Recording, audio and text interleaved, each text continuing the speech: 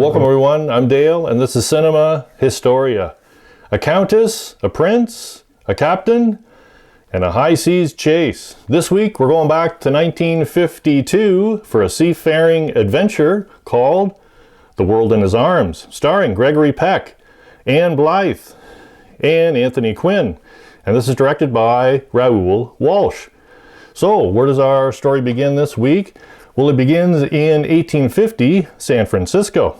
Russian Countess Marina Selenova, played by Ann Blyth, flees from an arranged marriage to Prince Semyon. She books a passage with Portuguese, played by Anthony Quinn, to Alaska. Sitka, Alaska to be exact, where her uncle Ivan, a governor, can protect her. When Portuguese bitter rival Captain Jonathan Clark, known as the Boston Man, played by Gregory Peck, arrives, Marina would prefer to negotiate a passage with him instead. Jonathan dislikes Russians and turns down the offer. Desperate, Marina goes to the party he is throwing and gets him to change his mind. In the meantime, Prince Semyon kidnaps Marina and takes her to Sitka for himself. Believing Marina has tricked both of them, Jonathan races Portuguese to Sitka, recklessly wagering his ship on who gets there first. So does the prince get his arranged marriage?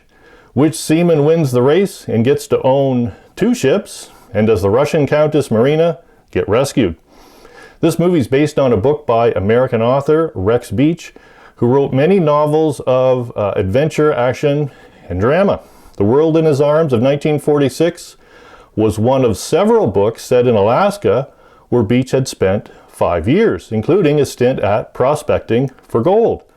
His books were top sellers in the early 20th century, and Rex Beach may be among the most prolific of modern authors to have had movies based on his works. 37 in total, actually. Variety said about this movie, a hearty, salty action film, well-trooped with a good cast, and some of the best sea footage ever put on film. And the film was the 8th most popular movie at the British box office in 1952. So, the trivia question this week. Was this film originally planned as a star vehicle for another actor? Was this film originally planned as a star vehicle for another actor? So, a little more history and the answer to our trivia question. Coming up next.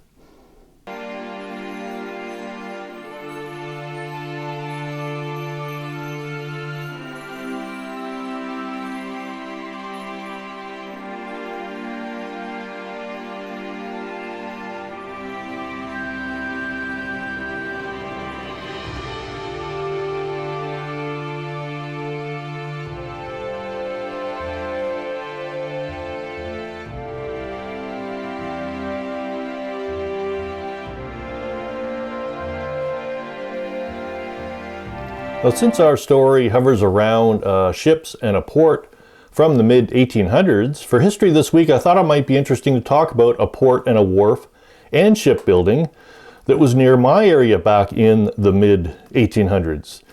So this is at a town that's now called Lakeport, which is 3 miles south of Colborne, Ontario, Canada, at Lake Ontario, halfway between Toronto and Kingston. Now back in the day though, this area was known as Cat Hollow by the sailors. So you'll never find what was called Cat Hollow or the port of Crammy on any shipping documents from the mid-1800s, but it was very real. Cat Hollow was the name of the settlement on both sides of Keeler Creek, flowing into Lake Ontario. It formed the boundary between Haldimand and Crammy townships, and the Haldimand side was known as the Port of Colborne or Colborne Harbor, and the opposite side was called the Port of Crammy. When the village of Colborne, which was 3 miles inland, reached post office status, this settlement changed its name to Lakeport. The name Cat Hollow was always proudly used by the sailors of the schooner days. Lakeport's history began in 1793 when Joseph Keeler, a U.S. loyalist, arrived. He obtained a free land grant from the Crown and he landed at what is still known as Keeler's Creek. The Keelers were prominent in much of the development of Colborne and Colborne Harbor. One of the earliest settlers at Cat Hollow was Archibald Campbell from Scotland, who built a home and a wharf. He was engaged in the business of shipping lumber and grain to the United States and importing coal on the return voyage. So most of the vessels used these docks for loading and unloading cargo. It is not known when the Keeler or Campbell wharfs were built, but the Campbell dock was last rebuilt in 1910, extending 700 feet out into Lake Ontario. The last government repair of the wharf was in 1934, and Cat Hollow was famous throughout the Great Lakes for its early shipbuilding.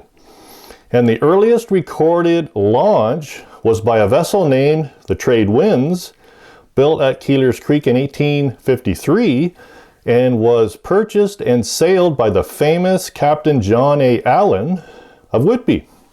Many vessels called Cat Hollow home in the old days, and today there are few reminders of its glorious past.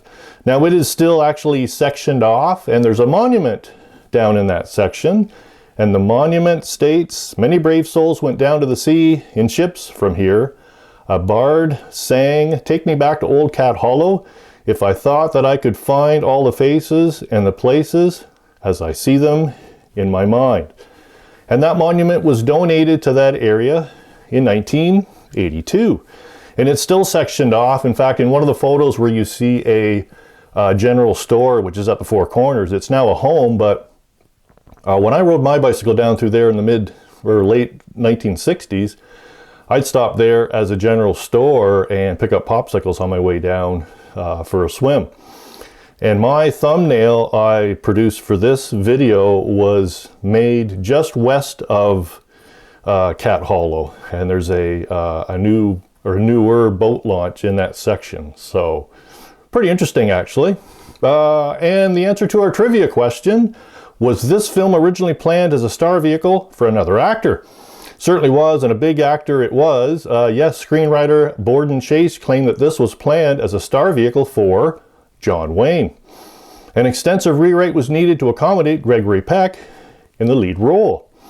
And if you enjoy movies of romance adventure on the high seas, then I would highly recommend this one to add to your list. If you have already enjoyed movies that, say, Errol Flynn made, like Captain Blood in 1935 or The Seahawk in 1940, then I think you'll enjoy this one as well. I hope you enjoy my videos, and if you're already a subscriber, I thank you. If not, can you help keep my passion alive and subscribe? I gotta go. I gotta help out a little friend who's tied up. Thanks for watching, everyone. Hope to see you back next week. Hey, Bennigan, I bet you $1,000 that Sweeney wouldn't hang before the year was out. Well, I lose. Sweeney, what are you waiting for?